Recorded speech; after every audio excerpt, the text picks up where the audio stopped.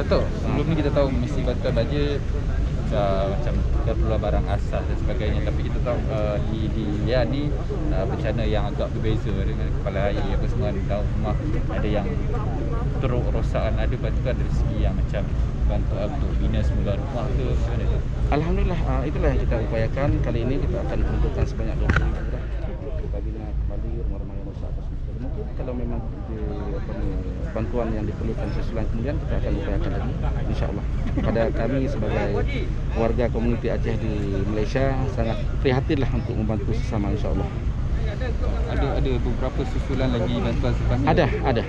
Mungkin insya-Allah pada hari minggu depan, selang sehari besok sudah ada lagi 20 pemerintah yang akan hantar barang keperluan bersama dengan duit tunai juga lah yang akan diserahkan kepada keluarga di sana, insya-Allah. 20,000 termasuk barang bantuan? No, ini 20,000 duit yang kita bawa, barang senilai RM60,000 yang hari ini. 15 tan makanan juga barang-barang keperluan rumah tangga, Macam barang ada elektrik semua tu lah? Ada termasuk tilam kita ada upayakan, termasuk dapur dan periuk untuk masak apa semua. Ada kat Papua Aceh tu ada rumah musnah tak? Ada. Sudah pasti ada sebab dia kan air tu daripada gunung, kepala air yang dia menghantamkan rumah-rumah penduduk kat situ lah. Itu yang jadi sebahagian ada kerosakan rumah yang harus dibina kembali. So yang 20k tu termasuk dalam tu lah. Yang 20k tu akan kita upayakan, akan kita serahkan kepada pengurusi di sana apa yang sepatutnya dia boleh lakukan. Dan kalau memang merasa kekurangan, kita akan tambah lagi pada sisi yang akan datang, insya-Allah. Sukarelawan ni akan bantu untuk cuci juga kawasan-kawasan yang terjejas. Betul. Kita akan turun, akan melihat kondisi keadaan di sana sebab kita yang pertama sekali kita ambil masa selama 1 hari di sana lah untuk kita upayakan, insya-Allah. Untuk pelepasan nanti kan? Pelepasan.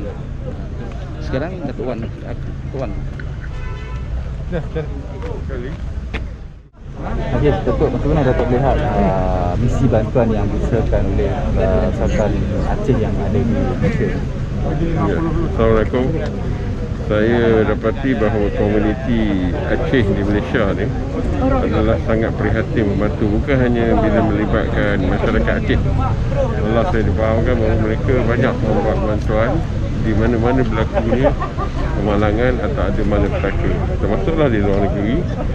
Mereka membantu, sangat-sangat membantu kerajaan dalam menangani masalah apa orang kata malapetaka. Jadi saya ucapkan syabas kepada mereka dan mereka akan teruskan usaha ini sebab mereka hubungi saya untuk buat kerjasama di Yan, dan kami pun dah kali kedua dah pergi ni. Jadi saya rasa mereka semua yang committed dengan kebajikan rakyat kita dalam Malaysia.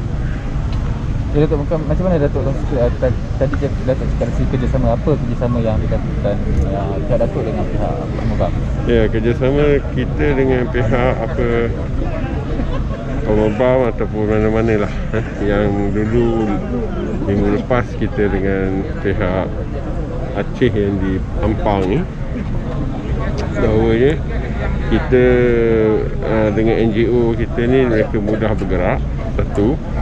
Jadi kita pun mohon pada polis untuk merentas negeri dan selepas kita ikut semua SOP, ini memudahkan lagi mereka bergerak.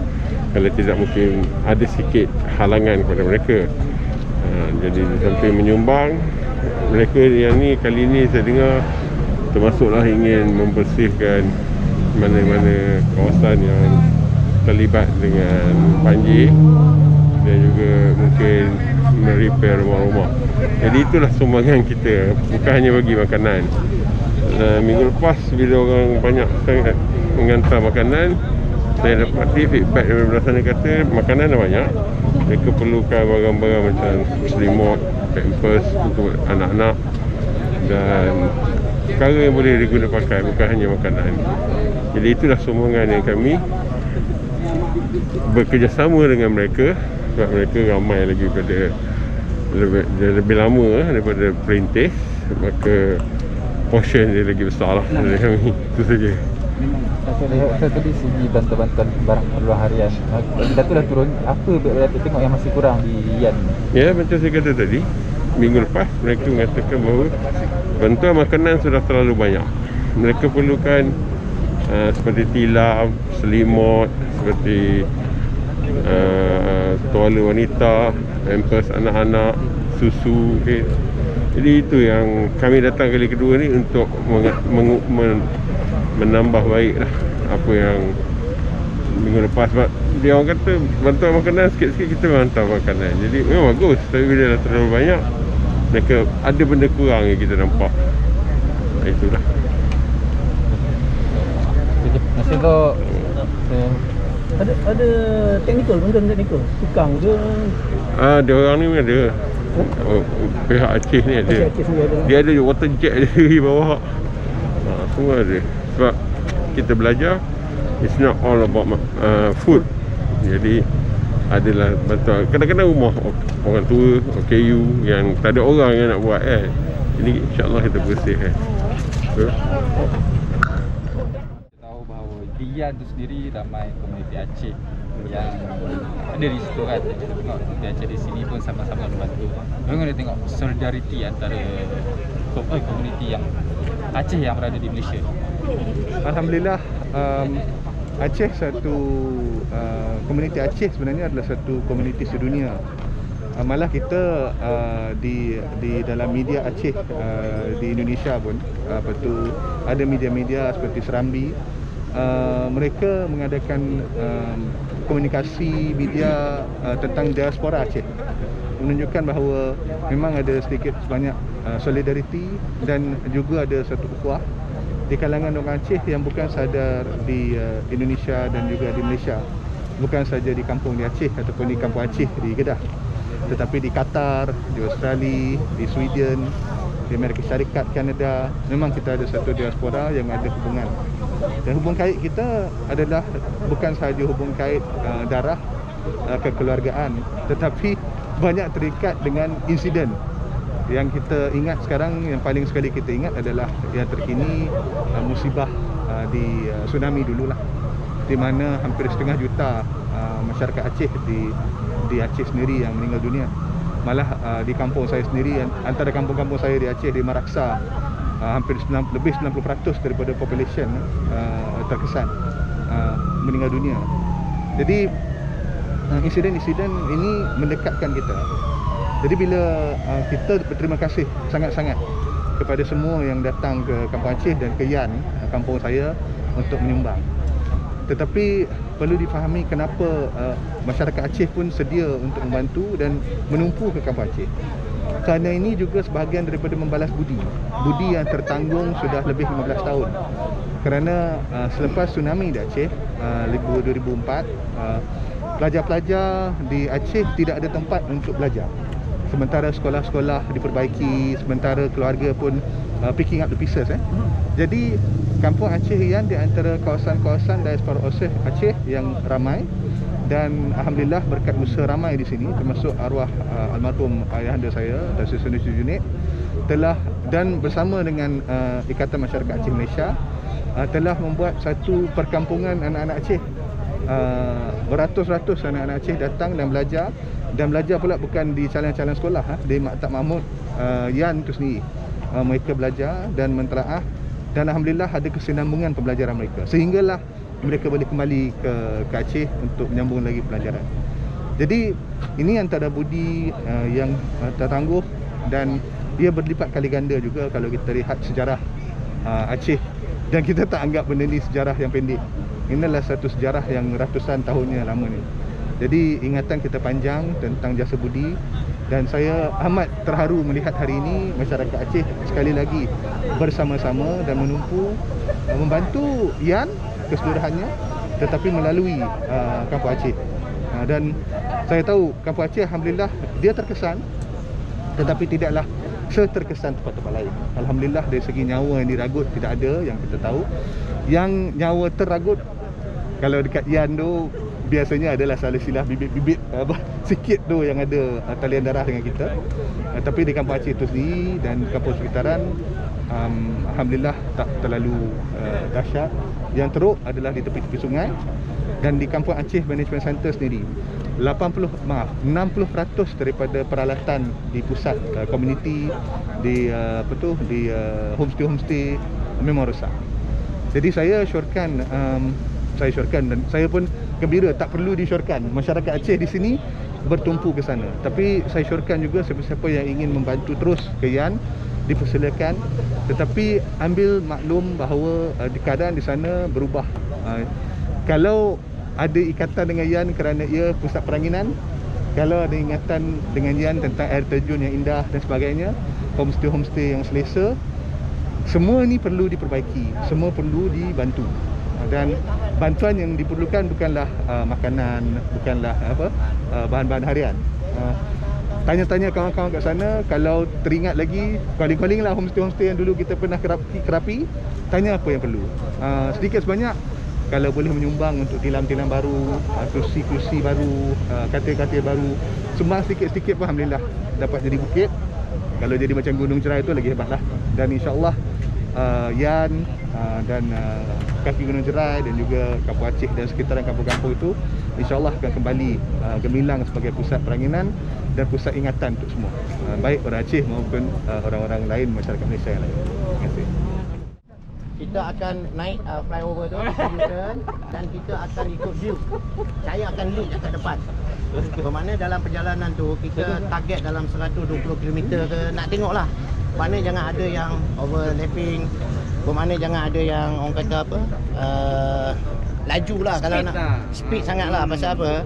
Apabila berlakunya sesuatu macam contohnya tayar pecah, bermakna yang kita punya grup ni akan ambil barang dia untuk letak di highlight-highlight yang ada lah, supaya kita tak terhenti lama di tepi highway.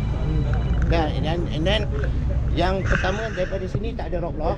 Kita akan dari Tol Juru. Di Tol Juru saya akan speed daripada situ, saya pergi dekat apa,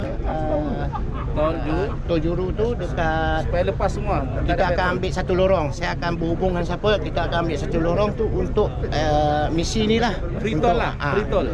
Tak payah tol. Jangan, Tok. Bukan tol saya, Tok. Tu. Kan? Jadi maksudnya bayar. Tetapi saya akan minta satu lorong pasal kita banyak ni. Okey. Di situ dan di Gurun kita ada satu lagi roadblock. Kalau rasa di Gurun tu 58 highlight tak boleh masuk, nak kencing. Ya. Dan kita akan ada di satu kampung, saya lupa kampung tu. Di situ jangan berputus. Pasal saya lead, saya akan tunjuk dia surat kebenaran untuk masuk ke Kampung Aceh. Pasal situ adalah zon merah. Saat ada surat, nanti dia suruh patah balik. Kena follow sekali. Jangan pisah-pisah, follow sekali. Jadi kita harap perjalanan kita ni dipermudahkan dan direstui oleh Allah semua. Amin. Ya. Dan ini misi yang saya yang kedua untuk membawa warga Aceh. Amin. Kan? Jadi insya-Allah kita rasa kita berjayalah kali ni, insya-Allah. Amin. Dan juga kalau malam sekarang kita ada bakar-bakar dekat tepi sungai ke tu. Semua ada. Laut lah. Kita dah situ tak ada laut, dekat gunung apa? Sungai. Dia tepi, bermakna dia rumah penduduk ni, dia punya gunung tu saya rasa sampai tu. Kondo tu. Kondo apa ni? Flat ni apa? IPD ni ni polis punya. Tak jauh. Ya. Tapi musim hujan jangan kita duduk situ lah. Takut kita yang hanyut. Ya. Jadi kita minta siapa-siapa yang boleh baca doa sebelum kita pelepasan, dan saya minta dua tim. Satu tim akan blok di depan ni. Satu tim akan blok di depan ni dan satu tim akan blok di sempang tu pasal kita kena U-turn. Al-Fatihah.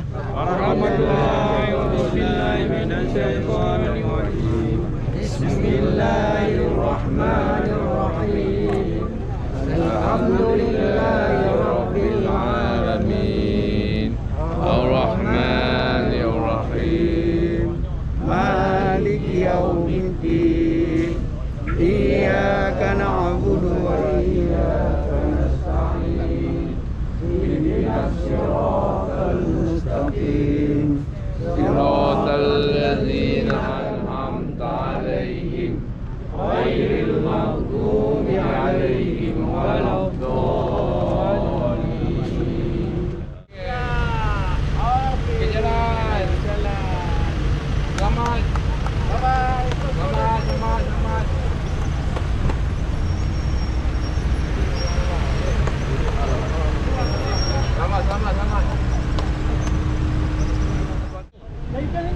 di sini.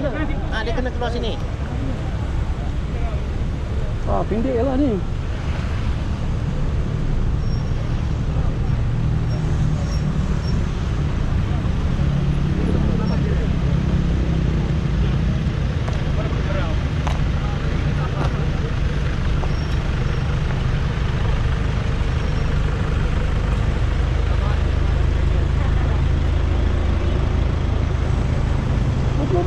Pukul.